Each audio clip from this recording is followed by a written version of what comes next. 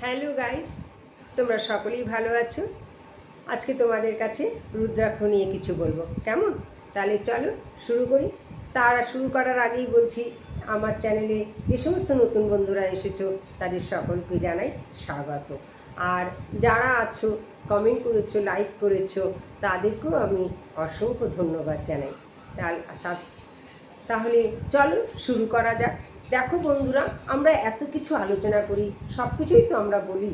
হ্যাঁ, সব কিছুর মধ্যে দিয়েই আমরা সবসময় নিজেদের উন্নতির কথা আলোচনা করি। কিভাবে উন্নতি করতে পারবো, কিভাবে সঠিক পথে যেতে পারবো, কি করলে আমাদের ভালো হবে, কিভাবে সংসারে শান্তি আসবে, কিভাবে ছেলেমেয়েরা বিদ্যা অর্জন করবে, কিভাবে ছেলেমেয়েরা ভালো থাকতে হবে, এই সব নিয়ে কিন্তু আমরা সবসময় আলোচনা করি, সব কিছু তোমাদের জানাই এবং শেখাই।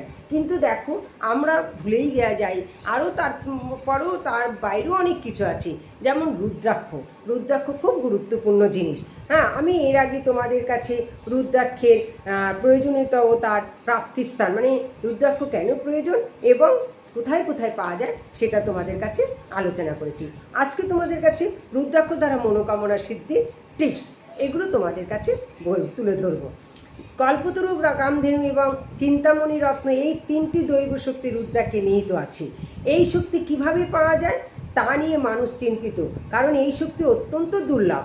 অথচ এই চিন্তার কারণে মানুষ তার আত্মশক্তি দ্বারা লাভান্বিত হতে পারছে না। প্রত্যেক মানুষেরই কল্পনা শক্তি, কামনা শক্তি ও চিন্তা শক্তি আছে। কল্পনা অনুসারে যে ফল দেয় সে হলো কল্পবৃক্ষ, কামনা অনুসারে যে ফল দেয় সে হলো কামধেনু এবং চিন্তা অনুসারে যে ফল দেয় সে হলো চিন্তামণি রত্ন। রুদ্রাক্ষের দ্বারা এসব শক্তি লাভ করা যায়। প্রয়োজন হলো সত্য সাধনা করা। ব্রহ্মচর্যের বলে কোনো ব্যক্তির সহজতা, সরলতা ও পবিত্রতা অক্ষুণ্ণ থাকে। রুদ্রাক্ষের এই মহিমা বিশ্বের সর্বত্র পরিব্যাপ্ত। প্রতিটি মানুষের অসীম শ্রদ্ধার কেন্দ্রবিন্দু। যোগী, ভোগী, রোগী, এই রকম সব ব্যক্তিরাই অগাধ বিশ্বাস রেখে হৃদয়ে একে প্রতিষ্ঠিত করে। রুদ্র অক্ষর বা রুদ্রাক্ষ শিবনেত্রও বলা হয়ে থাকে। এটি অত্যন্ত গৌরবের। এই ফল বনস্পতি জগতের এক অতুলনীয় ফল ও অসীম শক্তির আধার। রুদ্রাক্ষ মানসিক, শারীরিক ও ভাবনাত্মক ব্যাধির শিকার ব্যক্তিকে আরোগ্য লাভ করতে সাহায্য করে, সঠিক পথ প্রদর্শন করে, এমনকি মৃত্যুপথ থেকেও ধারককে উদ্ধার করে। রুদ্রাক্ষ প্রধানত 14 মুখাকৃতি হয়। এক মুখাকার রুদ্রাক্ষ অত্যন্ত দুর্লভ। একমুখী রুদ্রাক্ষ স্বয়ং সত্তা, শক্তি ও সম্পদের প্রতীক। দুইমুখী রুদ্রাক্ষ বিশিষ্ট রুদ্রাক্ষ সর্বত্র সুলভ। এটি যোগীরা নিজেদের গলায় পরে। এটি সাধনারও প্রতীক। পঞ্চমুখী রুদ্রাক্ষ রক্তচাপের জন্য বিশেষ উপযোগী। স্বাস্থ্যের সুরক্ষার জন্য এটি রক্ষা কবচের কাজ করে। এটি প্রেত বাধাও দূর হয়। রুদ্রাক্ষ ধারণী ব্যক্তির কোনো অনিষ্ট হয় না। রুদ্রাক্ষ যার সহচার সে কখনো বিদ্ধ হয় না, কারণ মৃত্যু পর্যন্ত তার উৎসাহ, উদ্দীপনা তরুণদের মতো থাকে।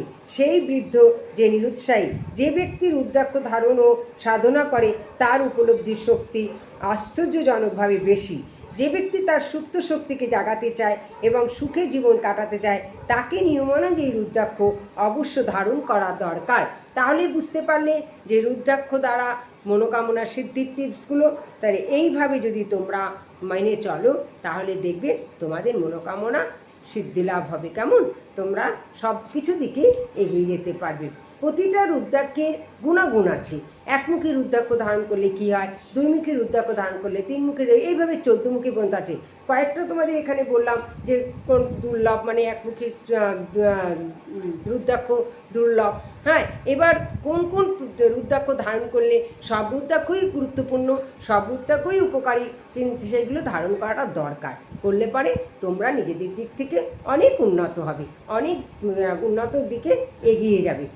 ঠিক আছে, মানে শরীরের দিক বলো, কাজকর্মে বলো, পড়াশোনা বলো, সব কিছু তোমাদের এই রুদ্রাক্ষ তোমাদের কাজে উপকার করবে। তাই তোমরা রুদ্রাক্ষ ধারণ করো। রুদ্রাক্ষ ধারণ করলে তোমরা লাভবান হবে। ঠিক আছে বন্ধুরা, আমি এই রুদ্রাক্ষ নিয়ে তোমাদের কাছে আরও পরবর্তী ভিডিওতে আসবো। একমুখী, দুমুখী রুদ্রাক্ষ এইভাবে তোমাদের বলবো এবং তোমরা সেগুলো শিখে এবং আলোচনা করে দেখে তোমরা এগুলো ধারণ করো। তোমাদের ছোটো ছোটো ছেলে মেয়েদেরও দাও, দেখবে তাতে অনেক উপকার হবে। কেমন? তাহলে আজ আসি, পরবর্তী ভিডিওতে আবার তোমাদের সাথে দেখা হচ্ছে।